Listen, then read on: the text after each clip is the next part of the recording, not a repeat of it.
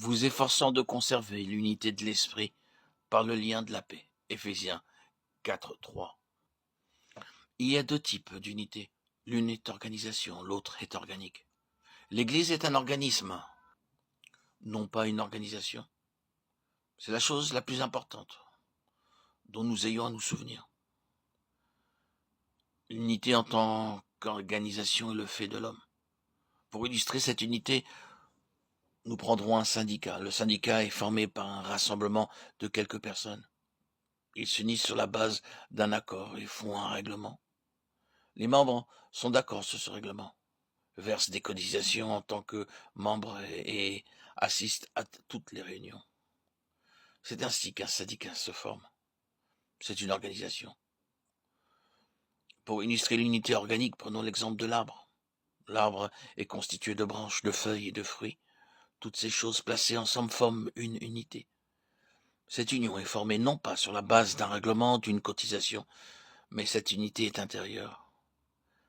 Parce que toutes ces choses partagent la même vie, alors qu'une organisation est imposée de l'extérieur. Selon Éphésiens 4.3, nous ne sommes pas appelés à former une unité, mais nous sommes appelés à garder l'unité.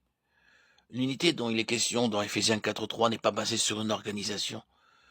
L'unité dont il est fait mention est l'unité spirituelle de chacun dans le corps de Christ. Ce que nous avons tous lorsque nous avons reçu Christ comme sauveur personnel. Cela signifie que c'est le Saint-Esprit qui fait l'unité, et non pas un homme. Notre responsabilité est seulement de garder l'unité. Mais la triste chose aujourd'hui dans la chrétienté, c'est que les hommes essaient de faire l'unité. Ceux qui ne sont pas nés de nouveau et qui ne sont pas butés par le Saint-Esprit vont ensemble dans ce qui est appelé mouvement. Ils déforment l'écriture et la vérité.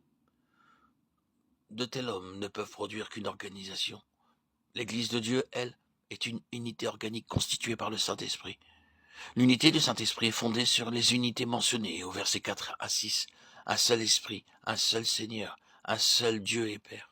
Le corps de Christ est composé d'individus qui ont été régénérés par le Saint-Esprit. Ces personnes ont chacune un arrière-plan, couleur, nationalité. Mais sans s'attacher aux différences, tous, nous avons un seul Père, un seul Seigneur, un seul Esprit. C'est cela qui apporte l'unité. Nous ne sommes pas appelés à faire l'unité, mais à garder l'unité.